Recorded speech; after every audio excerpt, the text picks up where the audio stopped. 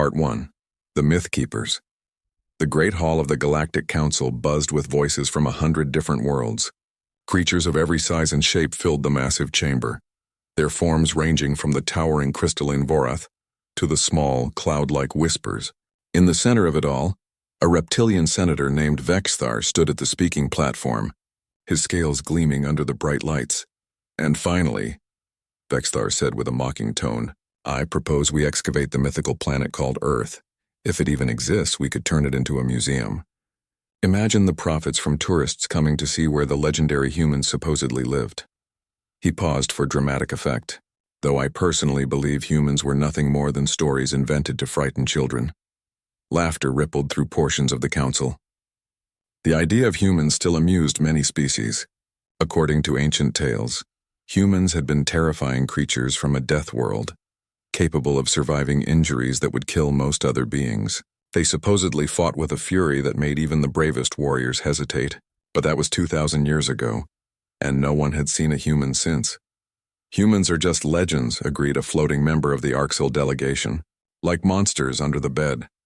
Far across the galaxy, hidden deep within a dense purple nebula, Sanctuary Station drifted in silence. The massive structure had been humanity's home for generations. Inside its metal walls, 200,000 humans lived, worked, and dreamed of a time when they could walk freely among the stars again. Commander Daehyun stood in the central command room, his weathered face reflecting in the dark screens before him. He was a tall man with gray touching his temples, and his eyes carried the weight of responsibility. Behind him, Dr. Minji studied a data pad, her fingers moving quickly across the screen. "The council meeting just ended," Minji said quietly. "They're talking about excavating Earth." Daehyun's jaw tightened. "Let them talk. They've been talking for centuries." "This is different," Minji insisted. She was younger than Daehyun, with sharp eyes that missed nothing. "They're actually planning expeditions now. If they find Earth, they might find the trails that lead here." Before Daehyun could respond, alarms blared throughout the station. Red lights flashed across every panel. Lieutenant Hyunwoo burst into the room, his young face flushed with urgency. "Sir, we have a contact on the outer perimeter. Small scout ship, looks like a private vessel. They're scanning the nebula." Daehyun moved to the main display. "How close?" "Too close," Hyunwoo replied. "They've already pinged one of our sensor buoys." The commander's mind raced through options. For 2,000 years, humanity had survived by staying hidden. They had chosen exile over extinction when the galaxy had united against them. Back then, humans had been winning every war, conquering every challenge. That success had made them feared, and fear had turned to hatred. Rather than fight the entire galaxy, humanity's leaders had chosen to disappear. "Can we jam their sensors?" Daehyun asked. "Already tried," Hyunwoo said. "They're using old but effective scanning technology. If we jam them too hard, it'll just confirm something's here." Yoonji, the station's chief engineer, spoke up from her console. She was a practical woman with oil stains on her uniform and a gift for solving impossible problems. "I can create a false reading, make it look like natural nebula phenomena. But I need 3 minutes." "You have 2, Daehyun said. Minji grabbed his arm. "If they see us, if they have any proof we exist, we need to be ready. We can't run anymore. There's nowhere left to hide." Daehyun looked at her, seeing the determination in her eyes. Minji had spent her entire life studying humanity's true history, preserving the records that the galaxy thought were myths. She knew what humans had been capable of. She also knew what they had chosen to become. "We won't run," Daehyun said quietly, "but we won't shoot first either." Yoonji worked frantically at her station, rerouting power and creating false signatures. The scout ship continued its scan, moving closer to the nebula's edge. Through the view screen they could see it now, a small silver vessel with unfamiliar markings. 30 seconds, Yoonji muttered. Come on. Hyunwoo stood ready at the weapons console, though his fingers didn't touch the controls. The standing order was clear. Fire only in absolute defense of the station. Humanity would not reveal itself through violence unless there was no other choice. The scout ship's scanner swept across the nebula again. On Sanctuary Station, every person in the command room held their breath. Seconds felt like hours. Done, Yoonji finally said, releasing a breath. They should be seeing nothing but stellar dust and gas pockets now. For a moment, it seemed to work. The scout ship began to turn away, apparently satisfied that the nebula held nothing of interest. Daehyun allowed himself to relax slightly. Then everything went wrong. A small meteor, no larger than a transport pod, came tumbling through the nebula. It was pure coincidence, terrible luck. The meteor struck one of Sanctuary Station's outer defensive satellites, and the impact created a brief but brilliant flash of light. The scout ship immediately changed course, pointing its sensors directly at the source of the flash. Advanced imaging began to cut through the nebula's interference. They would see the station within seconds. "They're launching a probe," Hyunwoo reported. "High speed, equipped with cameras and transmitters." Daehyun made his decision in an instant. "Intercept it. Destroy the probe only. Do not harm the ship." Hyunwoo's fingers flew across his console. A defense laser activated, invisible in the void of space. The probe exploded in a silent burst of fragments. But it was too late. The scout ship had already seen enough. Through the view screen, they watched the small vessel turn and accelerate away at maximum speed. It disappeared into the jump lane within seconds, racing to deliver its discovery to whoever would pay for such information. Ambassador Kiwon entered the command room, moving slowly with the careful steps of age. He was the oldest human on the station, one of the few who remembered life before Sanctuary. His voice was soft but carried authority. "So it begins," Kiwon said simply. Daehyun nodded. "Alert all sections. Prepare for possible contact, and someone get me a connection to the Indomitable. We need Captain Jisoo ready to move." Minji pulled up the historical records on her screen. Images of humanity's old wars flashed by, showing massive battles and powerful weapons. "If the galaxy knows we exist, they'll be afraid. And fear makes people dangerous." "Then we'll have to show them," Daehyun said, his voice carrying a strength that filled the room. "That humans are not just legends. We're real. And we're not going anywhere." Across the galaxy, the scout ship's data began to spread. Images of Sanctuary Station, proof of human survival, passed from hand to hand. Within hours, the information reached the Galactic Council. Within days, a decision was made. Humanity would not be welcomed back. They would be contained, studied, and controlled. A fleet was assembled not to make friends, but to ensure that the legends stayed buried. The galaxy thought it was dealing with myths made real. They had no idea what was really coming. Part 2. The Reckoning Signal. The emergency meeting room on Sanctuary Station was packed with people. Ship captains, military officers, civilian leaders, and scientists all gathered around the large circular table. Holographic displays showed star maps and fleet movements across the walls. The air felt heavy with tension. Commander Daehyun stood at the head of the table, his face grim.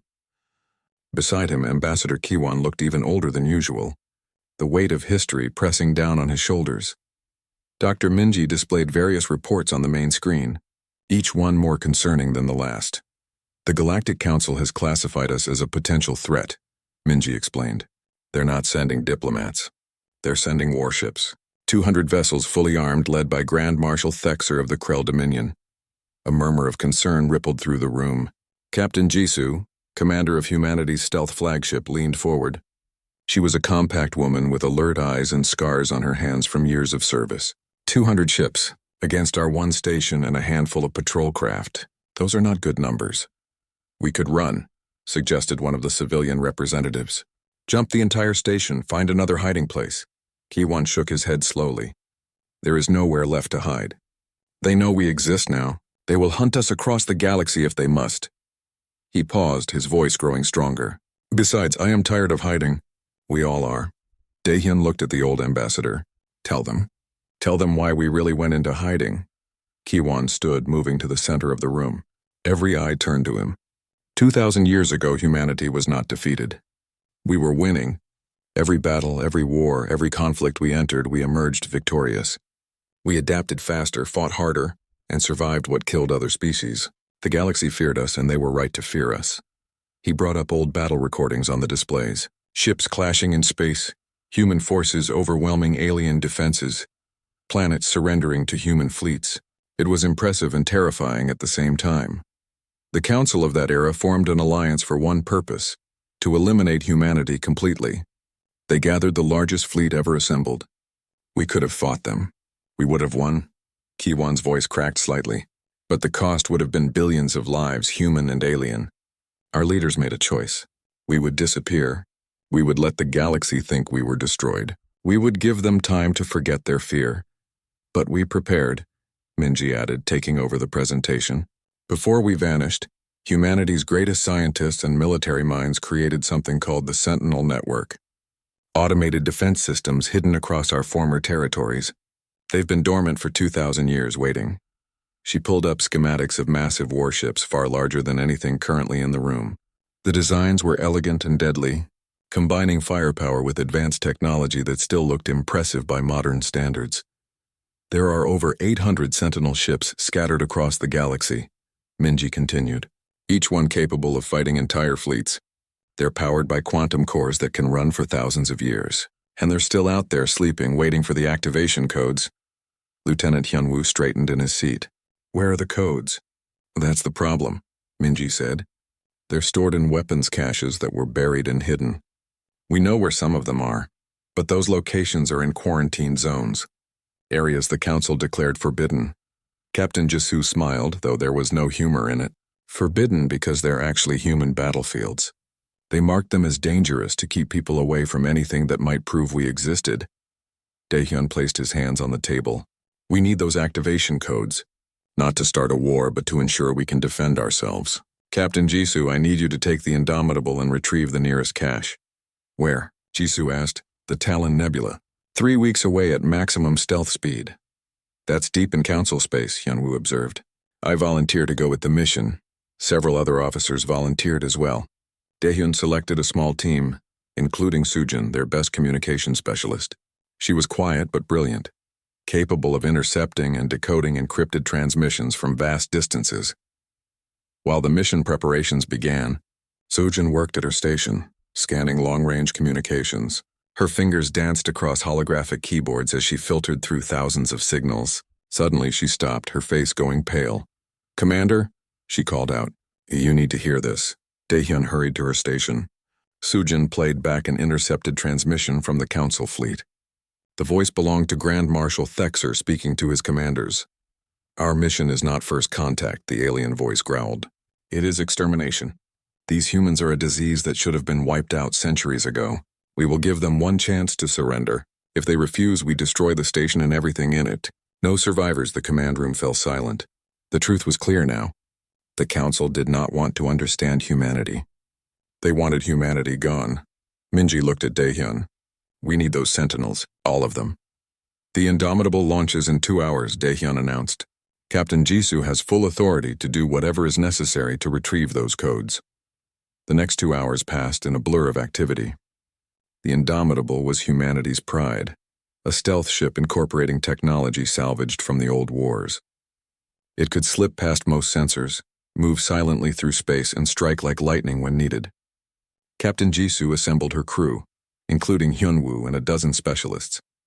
As they prepared to depart, Yoonji approached Jisoo with a small device. I modified our quantum scanners. If there are any active human systems out there, this will find them, even if they're buried under a kilometer of rock. Thanks, Jisoo said, pocketing the device. Try not to let the station get destroyed while I'm gone. I'll do my best, Yoonji replied with a tired smile. The Indomitable slipped out of Sanctuary Station like a ghost, disappearing into the nebula without a trace. Its journey would take it through dangerous space, past Council patrol routes and into zones that had been sealed for centuries. Back on the station, Daehyun watched it go. Ambassador Kiwon stood beside him, staring out at the stars. Do you think they'll succeed? Kiwon asked. They have to, Daehyun replied, because if they don't, we'll be fighting 200 warships with nothing but courage and desperation. Courage and desperation, Kiwon repeated softly. That's very human, actually. 3 weeks passed slowly. The Council fleet drew closer each day, their approach tracked by long-range sensors. Sanctuary Station prepared for battle, readying every defense system and weapon they had. It would not be enough, everyone knew, but they would fight anyway. Then, on the 21st day, a signal came through. It was encrypted with human codes from 2,000 years ago. Sujin decoded it quickly, her hands shaking with excitement. It's the Indomitable, she announced. Captain Jisoo reports mission successful. They found the cache. They have the activation codes. The command room erupted in cheers, but Sujin held up her hand for silence. There's more. They found something else. One of the Sentinels was already partially active, running on automatic guard mode. It's been protecting the cache for 2,000 years. Captain Jisoo has linked with its systems. Can they control it? Daehyun asked. They're bringing it home, Sujin replied. The Sentinel is following the Indomitable back to Sanctuary Station. Daehyun looked at the star map showing the Council fleet's position. They would arrive in less than a week. But now humanity had a chance. They had their ancient guardian returning, and with it the keys to wake all the others. The legends were about to become very real indeed. Part 3. The Sleeping Giants Awaken. The Indomitable arrived at Sanctuary Station 3 days before the Council fleet was due. Behind it, emerging from the purple nebula like a leviathan from ancient seas, came the Sentinel. The automated warship dwarfed every human vessel in the sector. Its hull was dark gray, covered in armor plating that had survived 2,000 years without a scratch. Weapon ports lined its surface, dormant but ready. Captain Jisoo stood on Sanctuary Station's main observation deck, watching the massive ship take position near the station. Beside her, Commander Daehyun studied the Sentinel with a mixture of awe and concern. It's bigger than I imagined, Daehyun said quietly. It's also just one, Jisoo replied. The codes we retrieved can activate all 847 Sentinels, but it will take time. They're scattered across the galaxy. How much time? Weeks, maybe months to activate them all. Jisoo pulled out a data chip. But we have something else. The Sentinel's central AI, it calls itself Warden. It wants to speak with our highest authority. Daehyun frowned. An AI that wants to talk? Human AIs were always different, Dr. Minji said, joining them. They were designed to think, to question, to understand context. Warden has been alone for 2,000 years. It has questions. They went to the station's central computer core where Minho, their best technology specialist, had established a connection to the Sentinel. Minho was young, barely 25, but he understood ancient human computer systems better than anyone alive. His fingers moved across holographic interfaces as lines of code scrolled past. Connection established, Minho announced. Warden is online. A voice filled the room, deep and resonant, speaking in perfect human language. I am Warden, Sentinel Unit 01. I have maintained my vigil for 2,347 years. I require confirmation. Are you humanity's legitimate descendants? We are, Daehyun replied. I am Commander Daehyun, military leader of Sanctuary Station. We need your help. A hostile fleet approaches. Scanning, Warden said. Long-range sensors activated, sweeping across space. Confirmed. 217 vessels, mixed configurations bearing weapons. They display hostile intent. Recommendation. Activate full Sentinel network and eliminate threats. No, Daehyun said firmly. We will defend ourselves, but we will not start a war. There was a pause. That is not optimal military strategy. It's human strategy, Minji interjected. We survived by choosing not to fight when we could have destroyed our enemies. That choice is what makes us human. Understood, Warden replied. I will follow human command protocols. However, I must warn you. My weapon systems are designed for total warfare. I am not optimized for non-lethal engagement. We'll manage, Daehyun said. For now, hold position and prepare defensive patterns. The next 2 days were spent in frantic preparation. Medical stations were readied with Hana, the station's chief medical officer, organizing triage protocols. She was a calm presence in chaos, having trained for disasters that everyone hoped would never come. Now those preparations would be tested. Yoonji worked around the clock, reinforcing the station's shields and power systems. She rigged emergency backups and created redundant systems. When other engineers told her something was impossible, she found a way anyway. Ambassador Kiwon addressed the civilian population, his words broadcast throughout the station. We did not choose this fight, but we will not run from it. 2,000 years ago, our ancestors chose peace over victory. Today we choose survival over surrender. We are human. We endure. His speech steadied nerves and strengthened resolve. Parents held their children closer, but they did not panic. Humanity had survived too much to break now. On the third day, the Council fleet arrived. Grand Marshal Thexer's flagship, a massive dreadnought called the Righteous Fury, led the formation. The ship spread out in attack patterns, surrounding the nebula where Sanctuary Station hid. They were professional, organized, and absolutely certain of their victory. Thexer broadcast on all frequencies. His voice was harsh, filled with contempt. Attention, human survivors. You are surrounded by the might of the Galactic Council. You will power down all systems and prepare to be boarded. You will submit to protective custody for the good of all civilized species. Resistance will be met with lethal force. You have 1 hour to comply. In Sanctuary Station's command center, Dae-hyun looked at his officers. Jisoo stood ready at tactical. Hyunwoo manned weapon systems. Sujin monitored communications. Minji had historical battle records pulled up studying how humans had fought before. Open a channel, Dae-hyun ordered. Sujin nodded. Channel open, sir. Dae-hyun spoke clearly, his voice carrying the weight of 2,000 years of hidden history. Grand Marshal Thexor, this is Commander Dae-hyun of Sanctuary Station. We are not criminals or threats. We are humans, simply trying to exist. We will not surrender, but we do not wish to fight. Leave us in peace, and we will leave you in peace. Thexor's laughter echoed across the channel. You speak of peace while hiding in shadows like cowards. You will surrender or you will be destroyed. Your legends do not frighten us. Then let us show you, Dae-hyun said quietly, what legends look like when they become real. Warden, you may reveal yourself. The Sentinel moved out of the nebula. Its massive form emerged into clear space, and the Council fleet's sensors finally got a clean reading of its size and power. Alarms spread through the fleet. Nothing in their current arsenal matched the Sentinel's specifications. That is one ship, Thexor said, though his voice carried less confidence. We are 200. Warden, Dae-hyun said, demonstration mode. Disable 3 of their ships, non-lethal. Acknowledged, engaging. The Sentinel moved with grace that defied its size. Weapons that had slept for millennia came online. But instead of firing destructive blasts, the Sentinel used electromagnetic pulse cannons, precisely calibrated. 3 Council ships suddenly went dark, their systems completely disabled but their crews unharmed. The Council fleet panicked. Some ships began evasive maneuvers. Others charged weapons. Thexor screamed orders trying to maintain formation. All ships, attack pattern Delta. Focus fire on the large vessel. The fleet opened fire. Energy weapons, missiles, and kinetic projectiles converged on the Sentinel. The ancient warship's shields absorbed everything without strain.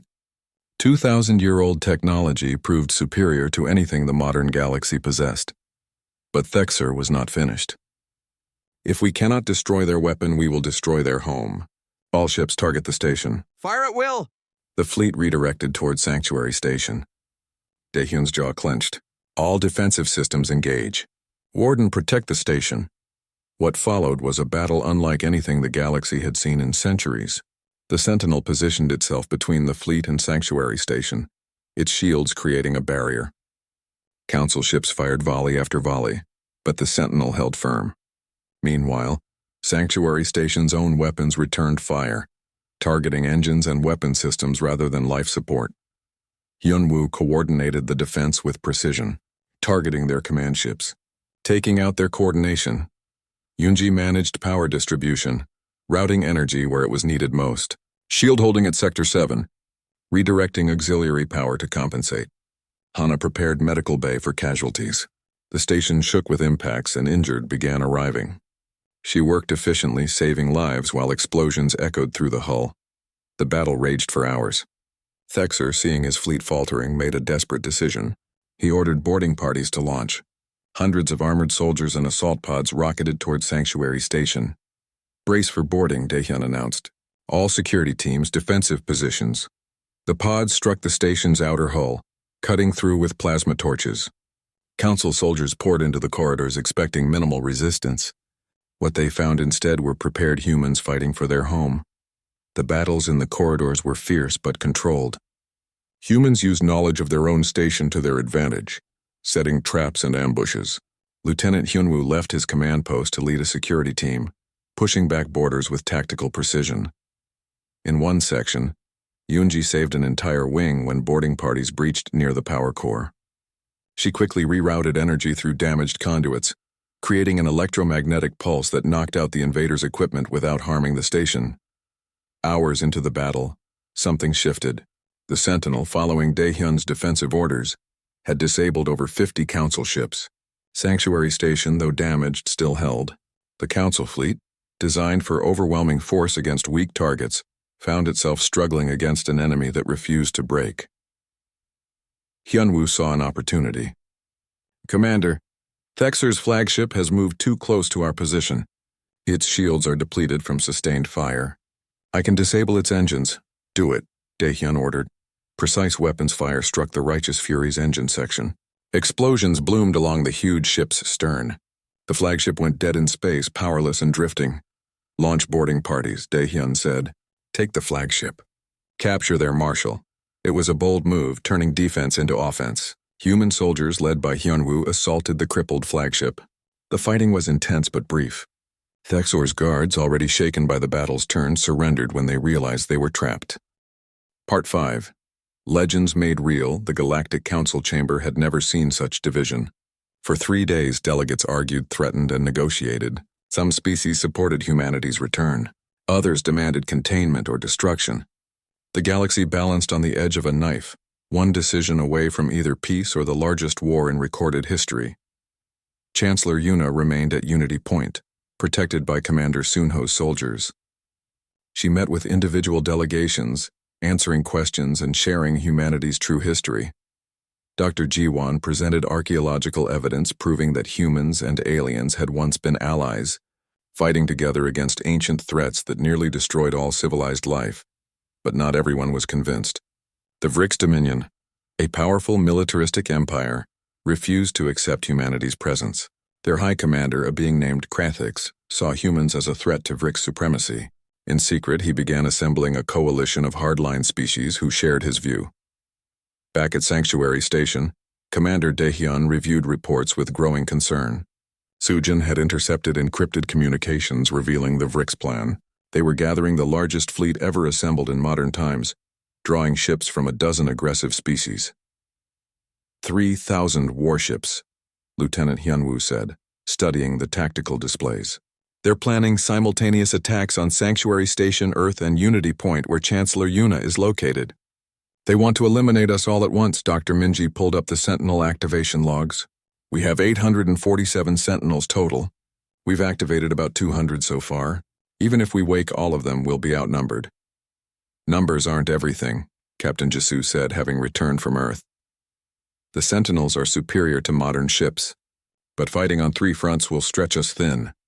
Admiral Borum entered the command center and everyone stood. She had been brought out of cryo-sleep after the first battle, one of the legendary commanders from humanity's last wars. She was old but still sharp, her presence commanding instant respect.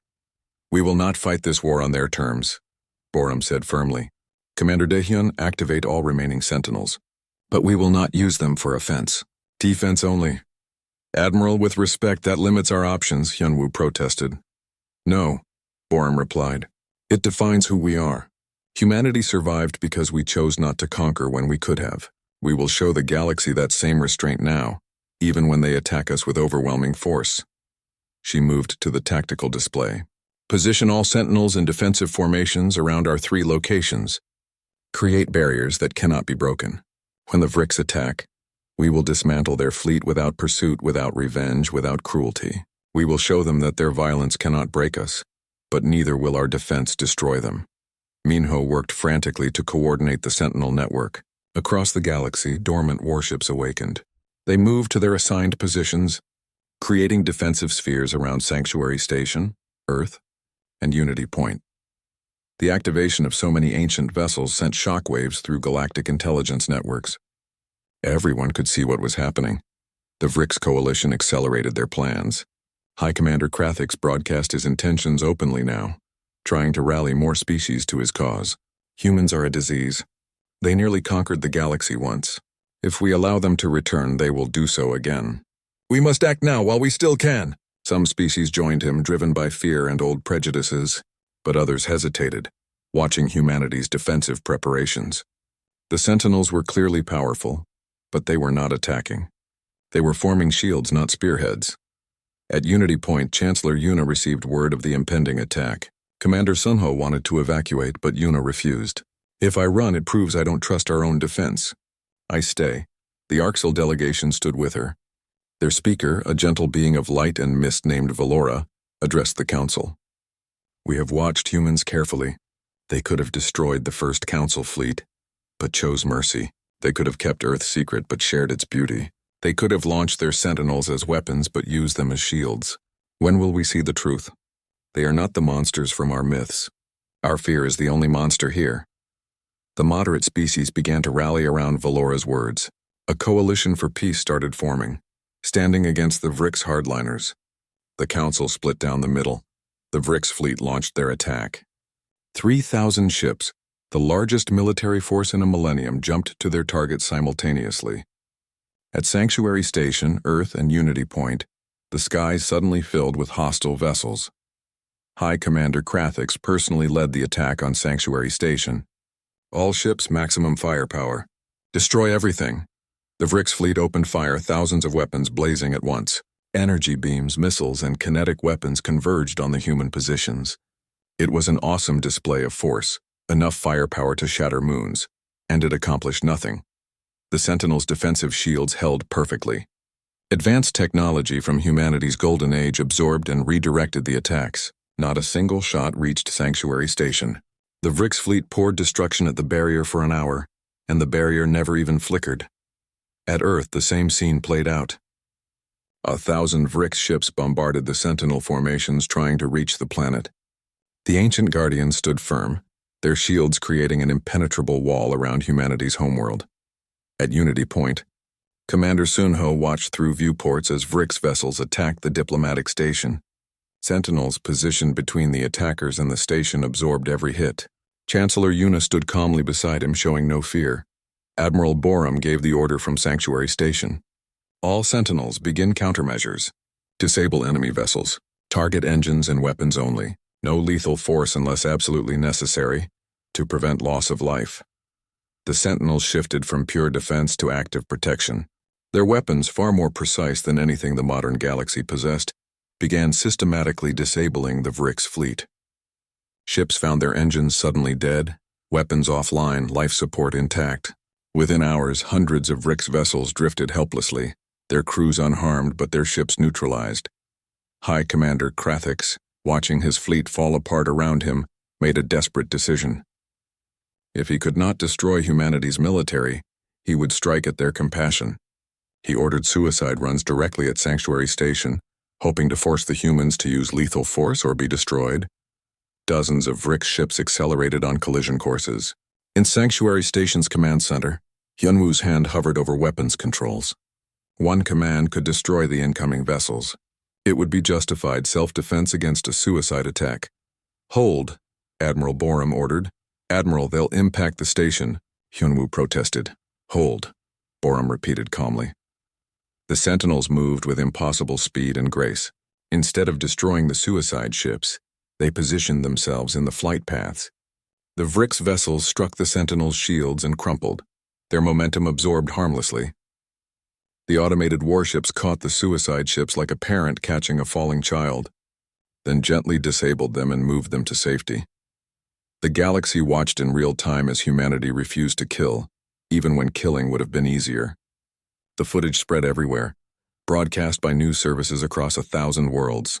Beings of every species saw humans protecting their enemies, saving the lives of those trying to destroy them. The Vrix coalition began to fracture. Ships stopped firing, captains questioning their orders. Some vessels withdrew entirely, refusing to continue attacking an enemy that would not retaliate with death. Unji, monitoring the battle from engineering, noticed something in the sensor data. Commander, the Vrix command ship. Krathix is preparing to self-destruct. He'd rather die than admit defeat. Daehyun made a split-second decision. Captain Jisoo, you're closest. Can you board that ship? We can try, Jisoo replied. The Indomitable shot forward, its small size allowing it to slip through the chaos of disabled vessels. It latched onto the Vrix command ship, just as Krathix initiated the self-destruct sequence. Jisoo led a boarding team through the hull, fighting through desperate guards not to kill them but to stop them from dying. They found Krathix on his command deck, his hand on the final activation switch. Jisoo aimed her weapon but did not fire. Don't do this. There's been enough destruction. You should have destroyed us, Krathix said, his voice filled with confusion and shame. Why did you spare us? Because, Jisoo said simply. We're not the monsters you thought we were. She extended her hand. After a long moment, Krathix took it. The self-destruct was cancelled. The High Commander was taken into custody, his pride broken but his life preserved. The battle ended not with explosions but with silence. 3,000 Vrick ships drifted disabled but intact. Every crew member survived. Not a single life had been lost despite hours of intense combat. At Unity Point, the Galactic Council reconvened an emergency session. The moderate coalition, strengthened by humanity's demonstration of restraint, pushed through a historic vote. By a narrow margin, the Council recognized humanity as a sovereign species with full rights and protections. Chancellor Una stood before the Council once more, but this time as an equal member. "Thank you," she said simply. "We ask only for what you all have." Part 4. The Council's fear news of humanity's victory spread across the galaxy like wildfire. On 1,000 worlds in countless languages, the story was told and retold. The myths were real. Humans had not only survived but had defeated a Council fleet. Fear rippled through civilized space. In Sanctuary Station's medical bay, Hana finished treating the last of the wounded. Casualties had been surprisingly light, thanks to humanity's focus on disabling rather than destroying enemy ships. Still, 37 humans had died in the battle and hundreds more bore injuries. Each loss weighed heavily on everyone who survived. Commander Daehyun stood before a viewport, watching repair crews work on the station's damaged sections. Ambassador Kiwon joined him, moving slowly but with purpose. "The Council is in chaos," Kiwon said. "Half want to send every ship they have to destroy us. The other half want to negotiate. And the third half?" Daehyun asked. "Want to pretend we don't exist and hope we go away?" Kiwon smiled sadly. "Fear makes people foolish."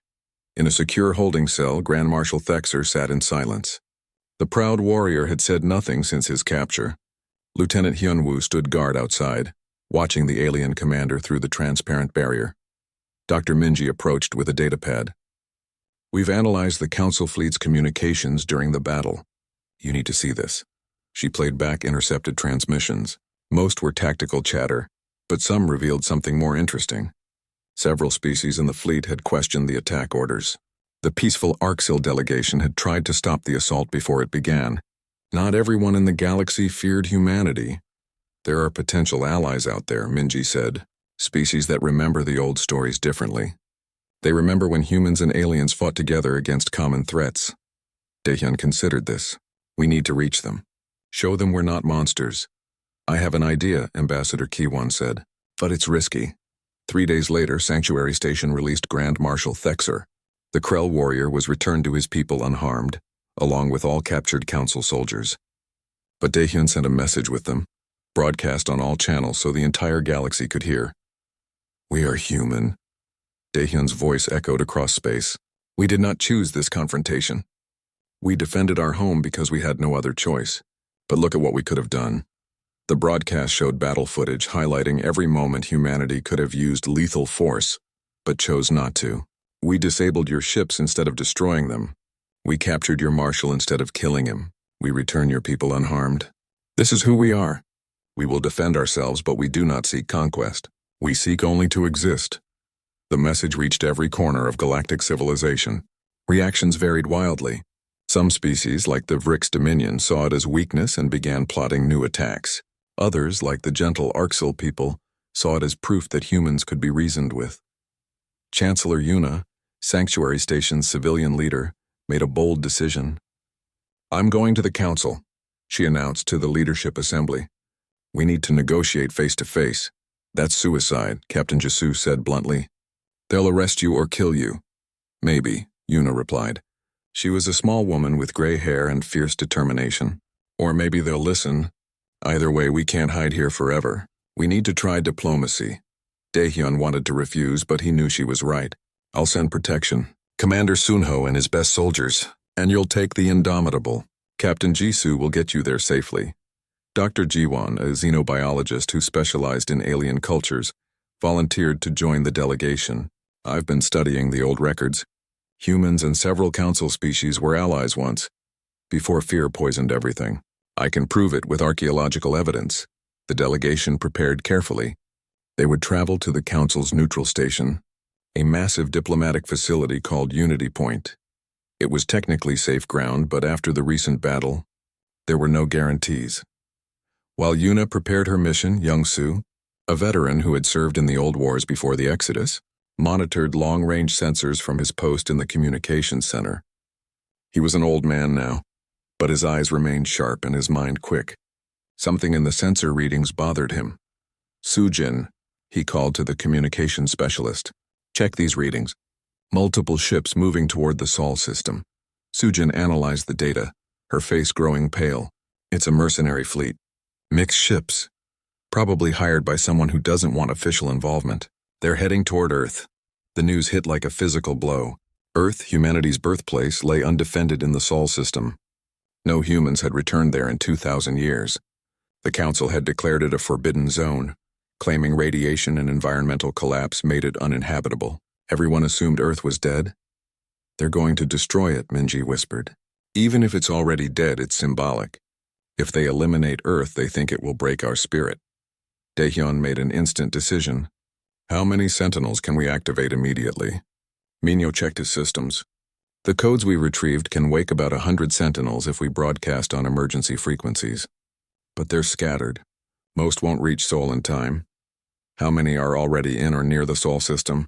According to the records, 117 sentinels were positioned to guard Earth. They've been dormant for 2,000 years. Wake them, Daehyun ordered. All of them, and send Captain Jisoo with a strike force to support them. Within hours, Sanctuary Station broadcast activation codes across multiple systems. Ancient sentinels hidden on dead moons and buried in asteroid fields began to stir. Their quantum cores powered up, systems came online, and weapons that had slept for millennia prepared for war. The mercenary fleet arrived at Sol system with confidence.